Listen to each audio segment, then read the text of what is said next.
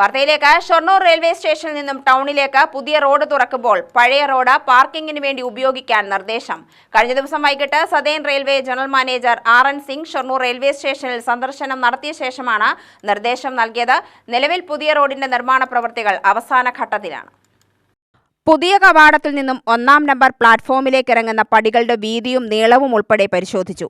Station കവാടത്തിന് മുന്നിലെ bus കാത്തിരിപ്പ് കേന്ദ്രത്തിന് വലിപ്പം കൂട്ടാനും നിർദ്ദേശം നൽകിയിട്ടുണ്ട്. അമൃത് ഭാരത് പദ്ധതിയിൽ ഉൾപ്പെടുത്തി നവീകരിക്കുന്ന റെയിൽവേ സ്റ്റേഷന്റെ അവസാനഘട്ട പ്രവൃത്തികൾ വിലയിരുത്തുന്നതിനു വേണ്ടിയാണ് ജനറൽ മാനേജർ RN സിംഗ് സന്ദർശനം നടത്തിയത്. ഒപ്പം തന്നെ ഷൊർണൂർ മുതൽ പാലക്കാട് വരെയുള്ള ട്രാക്കിന്റെ വിൻഡോ വിസിറ്റും നടത്തി.